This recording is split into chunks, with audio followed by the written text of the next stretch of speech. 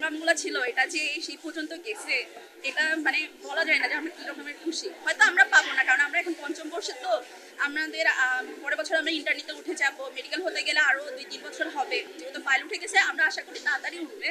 কিন্তু আমরা আশাবাদী আমরা ওই কষ্টটা করলে আমাদের যারা জুনিয়ররা আসবে, আমাদের পরের ব্যাচগুলো, ওদের সেই কষ্টটা হয়তো করতে হবে না, তারা আরো ভালো করে জিনিসগুলো জানতে পারবে। মানে মেডিকেল ছাড়া আসলে একটা প্র্যাকটিক্যাল জায়গা ছাড়া এই নলেজে আসলে মানে 50%-এরও কম হয়ে যায়। এটা আমরা শুধু মানে পড়ালেখাটা বইয়ের মধ্যে থাকলে হয় না, এটাকে অ্যাপ্লিকেশনের জায়গায় নিয়ে আসতে হয়। কিন্তু আমাদের তো এতদিন মানে ওই জায়গাটা ছিল না, তো আমরা হচ্ছে গিয়ে কষ্ট করে যেতাম, টিচাররা তাদের যতদূর পারতো তারা আমাদের শিখাতো, আমরা যতদূর পারতাম। আমরা জানি যে আমাদের সদর হাসপাতাল যেটা আছে, এখানে হচ্ছে গিয়ে শয্যা সংখ্যা রোগীর তুলনায় অনেক কম। তো এখন এখানে যখন একটা হাসপাতাল হবে, আমরা যেমন উপকার হব, আমরা জানতে পারবো, আমরা আপনাদের সেবা আরো ভালো করে করতে পারবো, সেই সাথে এখানকার মানুষের তো আরো অনেক কিছু উপকার হবে। কারণ আমরা হচ্ছে গিয়ে যখন পরবর্তীতে এই হাসপাতাল কলেজ থেকে বের হবো, আমরা বিভিন্ন জায়গায় চলে যাব আমাদের চাকরির জন্য, কিন্তু এখানকার মানুষরা তো এখানেই থাকবে, তাদের যদি সেই তাদের জন্য কিন্তু সুযোগ সুবিধা অনেক বেড়ে যাবে। ওখানে 250 শয্যা, এখানে যদি 500 শয্যা হয়, তাহলে 750 শয্যা হয়ে গেল। সেটা এখানকার মানুষদের কিছুটা হলেও কিন্তু বেড়ে গেছে। এই ঈদে জামা জুতো অ্যাক্সেসরিজের ডিসকাউন্ট। আমরা আমাদের হসপিটাল অনুমোদন দিয়েছে 500 শয্যা বিশিষ্ট হসপিটাল, এর জন্য আমরা অত্যন্ত খুশি।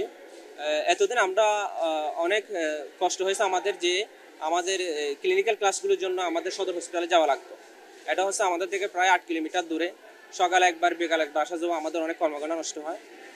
পাশাপাশি আমাদের যে উচ্চ পর্যায়ে যে গবেষণাগুলো বা বিভিন্ন সিভিয়ার কেস যেগুলো, এগুলো ডিল করার জন্য আমাদের যে হাই কোয়ালিটির টিচারগুলো থাকে, ওরা অনেক সময় থাকতে চায় না। যেমন অনেক ডিপার্টমেন্ট নেই, ধরতে গেলে আমাদের আই ডিপার্টমেন্ট ছিল না, তারপর হচ্ছে ডায়ালাইসিস, কিডনি, যেটা ওই রকম ডিপার্টমেন্টগুলো ছিল না। জটিল রোগীগুলোকে আমরা এখানে ম্যানেজ করতে পারতাম না, ওইগুলোকে আমাদের চট্টগ্রাম মেডিকেলে পাঠিয়ে দেওয়া হতো। এখন আমাদের যে আসা যাওয়া সকাল বিকাল, এগুলো আমাদের লাঘব হবে, আমাদের সময় সাশ্রয় হবে, পাশাপাশি আমাদের সেবার মানও বাড়বে এবং আমাদের পড়ালেখার গতি আরও দ্বিগুণ হবে। পাশাপাশি আমাদের যে গবেষণার বিষয় মেডিকেল সেক্টর, এটা আরও উন্নত হবে। আমরা খুবই আনন্দিত যে আমাদের এত বছরের যে একটা আমাদের প্রচেষ্টা, একটা আমাদের হসপিটাল হওয়ার, সেটা এখন পূরণ হতে যাচ্ছে। আমরা অনেক আগে থেকে এটা এক্সপেক্ট করতেছিলাম যে আমরা একটা হসপিটাল পাবো আমাদের সামনে। আমরা 3rd ইয়ার থেকে 5th ইয়ার উঠছি, কিন্তু ভালো মতো কোথাও পুরো প্র্যাকটিস করতে পারি নাই। আমাদের শিডিউলটা হতো যে আমরা সকালে শুধু একবার হসপিটালে যাব, একবারই হচ্ছে পেশেন্টদের সাথে আমরা ডিল করতে পারবো, যার কারণে আমাদের নলেজটা হয়ে গেছে কি পুরাই বইভিত্তিক। আমরা প্র্যাকটিক্যাল হচ্ছে কি প্র্যাকটিস খুবই কম করতে পারছি। এখন যদি আমাদের সামনে যদি একটা হসপিটাল হয়, তাহলে আমরা রেগুলার পেশেন্টস সাথে ডিল করতে পারবো, আমরা শিখতে পারবো জিনিসটা। সেজন্য হচ্ছে কি আমরা অনেক আনন্দিত যে আমরা এখন প্র্যাকটিক্যাল নলেজ আমরা জিনিসটা শিখতে পারবো। এই হাসপাতাল চিকিৎসা চালু হলে আপনারা জেনে থাকবেন যে কক্সবাজারে কোনো কার্ডিয়াক সার্জন বা কোনো যদি জরুরি কোনো অপারেশন প্রয়োজন হয়, তাহলে এটা সদর হাসপাতাল করার ব্যবস্থা নেই এবং সাথে সাথে চট্টগ্রাম রেফার করতে হয়। এবং চট্টগ্রামে এখান থেকে দূরত্ব হচ্ছে 150 কিলোমিটার, এবং বেশিরভাগ ক্ষেত্রেই রুগীদেরকে আমরা চট্টগ্রামে নেওয়া আমাদের পক্ষে সম্ভব হয় না, এবং ম্যাক্সিমাম রুগী রাস্তার মধ্যে মারা যায়। এবং এই হাসপাতাল হলে আমি চেষ্টা করি এই 20 লক্ষ কক্সবাজারবাসী এখানে তাদের সুস্থ সেবাটা পাবে, এবং একজন মেডিকেল শিক্ষার্থীদের পাঠাগার বা যেটা আসল বই হচ্ছে হাসপাতাল, এই আসল বই যে হাসপাতাল, এখানে তারা পর্যাপ্ত শিক্ষাটা নিতে পারবে। কিন্তু সদর হাসপাতাল হওয়া যাওয়ার কারণে তারা এখান থেকে বাসে করে যেতে হয়, এবং সেই ভোগান্তিটা কমবে। এবং আশা করি এই কক্সবাজার মেডিকেল কলেজে দেশসেরা চিকিৎসক তৈরি হবে। অবশেষে দীর্ঘ 17 বছরের অবসান, 17 বছর পর আমরা একটা হসপিটাল পেতে যাচ্ছি, পূর্ণাঙ্গ হসপিটাল পেতে যাচ্ছি। এটা আসলে কক্সবাজারবাসী না শুধু, এটা হচ্ছে আমাদের শিক্ষার্থী সহ কক্সবাজারবাসী সকলের একটা আশা আকাঙ্ক্ষার জায়গা ছিল। আলহামদুলিল্লাহ সিসিজিপিতে এটা অনুমোদন পেয়েছে। কিন্তু আসলে সরকারি কাজের মধ্যে অনুমোদন পাওয়াই শেষ না, আমাদের এটা বাস্তবায়ন খুবই জরুরি। আমাদের কক্সবাজার মেডিকেল কলেজ বাস্তবায়ন হবে, এটাই আমাদের আশা আকাঙ্ক্ষা। আর কক্সবাজারবাসীর জন্য তো বটেই, একজন মেডিকেল স্টুডেন্ট হিসেবে আমি খুবই আনন্দিত হয়েছি এই বিষয়টা এটা শুনে। আর যেহেতু একজন কক্সবাজারের একজন মানুষ, আমি ওর বাড়িও যেহেতু কক্সবাজার, আমার ভালো লাগাটা দ্বিগুণ বলতে গেলে। আমি কক্সবাজার মেডিকেল কলেজের 5ম বর্ষের শিক্ষার্থী। আমাদের মেডিকেল কলেজে কোনো এত বছর, প্রায় 17 বছর হয়েছে আমাদের মেডিকেল কলেজ প্রতিষ্ঠা হয়েছে, কিন্তু এখন পর্যন্ত আমাদের মেডিকেল কলেজে কোনো হসপিটাল ছিল না। এবং আমাদের স্যারদের অশেষ প্রচেষ্টায় আমাদের মেডিকেল কলেজে 17 বছর পর হসপিটাল প্রতিষ্ঠা হতে চলেছে। এটা আমাদের জন্য অত্যন্ত খুশির খবর। এটা আসলে আমাদের যে জার্নিটা, এটা অনেক লম্বা জার্নি। 2008 সাল থেকে এটা শুরু। মেডিকেল কলেজের প্রথম প্রিন্সিপাল যিনি ছিলেন আমাদের অধ্যাপক BM আলী ইউসুফ স্যার, উনি আসলে অত্যন্ত ডেডিকেটেড ভাবে এই মেডিকেলের জন্য অনেকগুলো কাজ করে গিয়েছেন। কারণ আজকে আমি যেখানে বসে আছি, এই যে আমাদের রুমগুলা, মেডিকেল কলেজের একাডেমিক ভবন, এই জায়গাগুলো সব হচ্ছে স্যারেরই অবদান। আসলে আমি এই মুহূর্তে স্যারকেই সবচেয়ে বেশি স্মরণ করছি। উনি যদি বেঁচে থাকতেন তাহলে হয়তো অনেক বেশি খুশি হতেন। তো এরপরে এই অধিগ্রহণ হওয়ার পরে একটা পর্যায়ে একাডেমিক বিল্ডিং হয়, হাসপাতালে কাজটা আটকে যাওয়ার কারণটা হচ্ছে কি, একটা প্রজেক্ট ছিল যেটা বিদেশি সাহায্যে হওয়ার কথা, যেটা 4টা মেডিকেলের একসাথে 2400 কোটি টাকার, কক্সবাজার, নোয়াখালী, পাবনা, যশোর। তো এখন এই যে বিদেশি সহায়তার মাধ্যমে হওয়ার যে একটা ব্যাপার ছিল, ওইটার কারণে এটা অনেক পিছিয়ে যায়। সহায়তা আসে নাই, কিন্তু সরকারও এটা নিয়ে আর আগাতে পারে নাই ওই ইয়ের কারণে, বা কোনো কিছুই তখন ফলপ্রসূ হয় নাই। একটা পর্যায়ে এখানে এর মধ্যে অনেক প্রিন্সিপাল স্যারই দায়িত্ব পালন করে গেছেন। ওনারা সবাই আসলে মানে কাজ করে গিয়েছেন এবং কন্ট্রিবিউট করেছেন।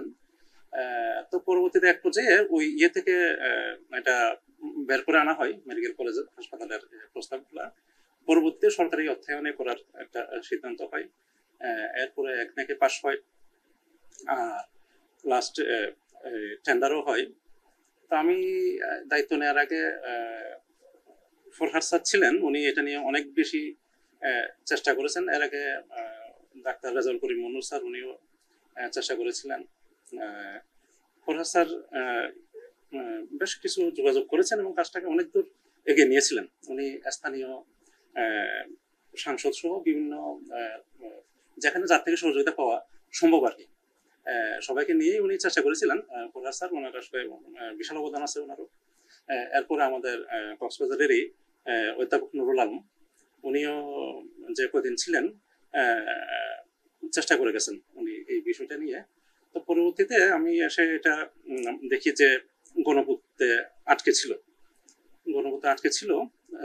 সেখান থেকে কোনোভাবেই সরকারি ক্রয় কমিটি, যেখানে মূলত মন্ত্রী পরিষদের সদস্যরাই থাকেন এবং সাথে সচিবরা থাকেন, খুবই উচ্চ পর্যায়ের একটা মিটিং হয়। তো সেখানে কোনোভাবেই পাঠানো যাচ্ছিল না। তো আমিও আসলে অনেকের সহযোগিতা নিয়েছি। আসলে বড় বড় কাজগুলো অনেক সময় আমরা প্রশাসনিকভাবে পুরোপুরি পারি না। এটা অনেক স্থানীয় অনেক রাজনীতিবিদ, সাবেক সাংসদ, অনেকেরই সহযোগিতা নেওয়া লাগে। এর মধ্যে আমাদের ছাত্রছাত্রীরাও সংবাদ সম্মেলন করে, তারপর হচ্ছে অনেক স্মারকলিপি দেয়। তারা আমাদের সাংবাদিক সমাজের মধ্যে সচেতনতা তৈরি করার চেষ্টা করে, এবং আমাদের কক্সবাজারের সাংবাদিক ভাইয়েরা তারা আসলে এই কক্সবাজার মেডিকেল কলেজ হাসপাতালের যৌক্তিকতা সেটা তুলে ধরতে সক্ষম হয়, এবং এটা কিন্তু উচ্চ পর্যায়ে নজরে আসে। এই বিষয়টা যথেষ্ট গুরুত্বপূর্ণ। এটা সাংবাদিক ভাইদের অবদানও অনেক বেশি গুরুত্বপূর্ণ। সেই সাথে আমাদের শিক্ষকদের একটা টিম এটা নিয়ে কন্টিনিউ কাজ করে গেছে যখনই যেটা করার প্রয়োজন হয়, এবং আমাদের কর্মচারীরাও অনেক বেশি সহযোগিতা করেছেন। আমাদের প্রাক্তন ছাত্রছাত্রীরাও যেখানে পেরেছে সেখানে সহযোগিতা করেছে। সবকিছু মিলিয়ে এটা একটা সম্মিলিত একটা বিষয়, একটা সবারই সম্মিলিত অবদানে মহান আল্লাহর অশেষ রহমত। আসলে আল্লাহর রহমত না হলে হইতো না, কারণ সবকিছুই আসলে অনুকূল না হইলে হয় না। বর্তমানে আমাদের প্রধান উপদেষ্টা মহোদয় চট্টগ্রামের, আমাদের স্বাস্থ্য উপদেষ্টা মহোদয় চট্টগ্রামের, এসব বিষয়ও আসলে গুরুত্বপূর্ণ ছিল। আসলে মানে একটা ফ্যাক্টর নির্দিষ্ট না, এককভাবে তার অবদান নাই। তো আল্লাহর রহমত যে এটা আমার সময় হয়েছে, তো আমাকে কিছু কাজ করার সুযোগ দিয়েছেন, কিন্তু হচ্ছে আসলে এটা দীর্ঘদিনের দীর্ঘ প্রক্রিয়ার একটা অংশ। ফিনিশিংটা এসে আমার সময় হয়েছে আর কি। আগে এই অবকাঠামোটা বিনির্মাণের কাজ শুরু হবে, এটা হইতেই একটু সময় লাগবে। স্বাভাবিকভাবে একটা 10 তলা বিল্ডিং হবে একসাথে, 400 কোটি টাকার উপরেই এখানে লাগবে। সেটা অনুমোদন হয়ে গেছে। তো এখন এটা হইতে সময় লাগবে, 3-4 বছর হয়তো সময় লাগবে, তবে কাজ ইনশাল্লাহ শুরু হয়ে যাবে। আর এই অবকাঠামো বিনির্মাণের সাথে সাথে ওই মানে পোস্টগুলা তৈরি করার জন্য আমাদের আগানোর জন্য চেষ্টা করতে হবে আর কি। যখনই কাজ শুরু হবে তখন আমরা সেসব প্রক্রিয়া শুরু করবো ইনশাল্লাহ জনবলের বিষয়ে। আর হচ্ছে ওই অধ্যাপক, সহকারী অধ্যাপক, সহযোগী অধ্যাপক লেভেলের যারা আছেন তারা কিন্তু আসলে মানে মেডিকেল কলেজ হাসপাতালেরই জনবল। ওনারা বর্তমানে যদিও সদর হাসপাতালে কাজ করছেন, যেহেতু আমাদের নিজস্ব হাসপাতাল নাই, কিন্তু এই জনবলটা কিন্তু পুরো ইয়েতেই ট্রান্সফার হয়ে যাবে, মানে তখন এখানেই কাজ করবে। মেডিকেল কলেজ হাসপাতাল যখন হবে তখন সবাই এখানেই এই মেডিকেল কলেজ হাসপাতালে কাজ করবে। এটা আসলে বলা খুবই ডিফিকাল্ট, কারণ আমি বিভিন্ন সময় এখানে তো এই মেডিকেল অনেকদিন ধরে চাকরি করছি। যেমন আমার মনে আছে 19 সালে একজন প্রজেক্ট ডিরেক্টর এসেছিলেন, আমাদের টিচারদের নিয়ে মিটিং করলেন। তো উনি তখন মানে আমাদেরকে যেটা ধারণা দিলেন যে 24 সালে একেবারে পুরোপুরি চালু হয়ে যাচ্ছে। তো তো সেই 24 সাল পর হয়ে এখন 25 সাল হয়ে গেছে। তো এখন যাই হোক, তারপরেও মানে এখন যে পর্যায়ে আসছে ইনশাল্লাহ, তো এখন তার কাজ শুরু হতে আর করতে আর বাধা নেই। তো এটা যদি মানে খুব দ্রুত করা সম্ভব হয়, হয়তোবা 4 বছর লাগবে, 2 মাসের মধ্যে শুরু হবে আশা করছি। তো এখন হচ্ছে আমার মূল যে কাজটা এখন যে গণপূর্ত বিভাগ করবে, এরপরে যেটা কাজ এটা হচ্ছে আসলে ওই কনস্ট্রাকশনের যে কাজগুলা, এটা আসলে মূলত করে ওই গণপূর্ত বিভাগ আর কি। এরপরে কাজটা ওই মূলত ওনাদের হাতে চলে যাবে, গণপূর্ত বিভাগের ওনারা এটা ডিল করবে আর কি, ঠিকাদার এবং গণপূর্ত বিভাগ মিলে এরপর এটা করবে। তো আশা করছি এটা 2 মাসের মধ্যে শুরু হবে ইনশাল্লাহ, আশা করা যাচ্ছে।